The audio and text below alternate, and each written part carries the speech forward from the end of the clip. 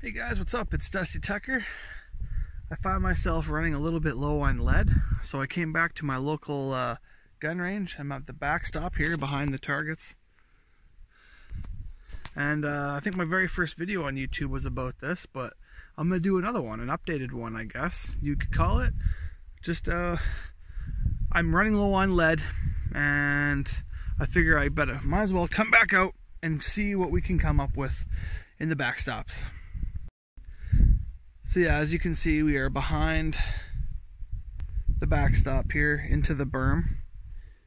And let me tell you right now, this is a gold mine, pure gold mine. You get your little deep fry basket like this, and you just give it a few scoops.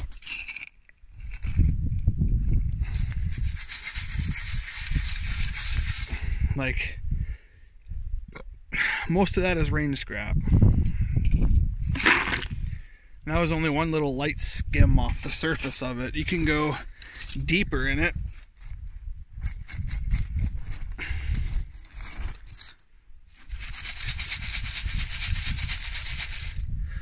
Take out the big pieces of metal and wood, and you're left with all that range scrap from one big deep scoop.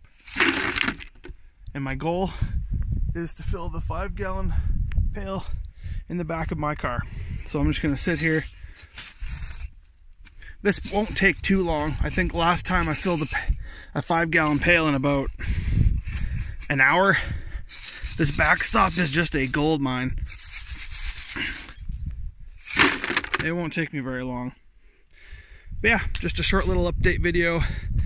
If you guys have backstops like this, sandy, it's really easy to sift through and get as much lead as you can desire, and you'll be set for a long time. My plan is to comb this backstop as much as I can before they reshape it, because it almost looks like it needs to get reshaped. And when they reshape it, it's all going to get buried. So I got to utilize this as much as I can before they do that. I will advise bringing a transfer bucket like this, because there's no way you're going to be able to carry a 5-gallon pail full from the back of the berm into your car and then to wherever you're going to refine it. So a transfer bucket is definitely required.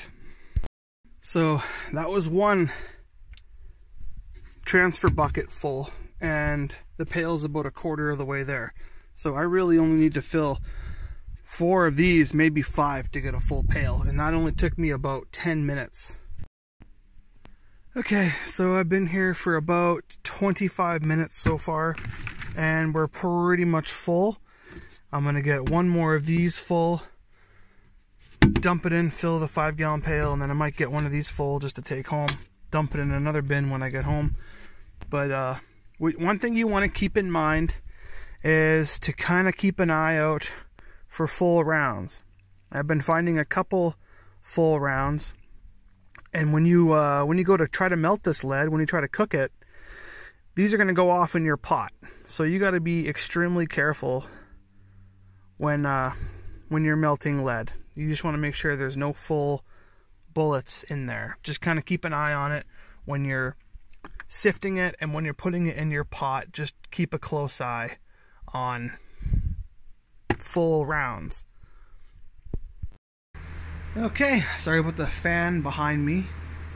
It's gonna make a lot of noise, but I'm back at home, backed up the car, got the bucket on a little dolly and rolled it in here, and there she is. That's just from today. So that took me about half an hour to get a full bucket, and that's another bucket that I've had before, and then I got some more in these buckets too. I just like to keep myself stocked for the winter, make sure I have lots of lead. I only got about that much so far, which is not very much, maybe like 30 pounds. It'll go quickly with the new pot that I got. So as always, I hope you guys have a good day, and just keep shooting out there, guys. Have a good one. Dusty Tucker signing out.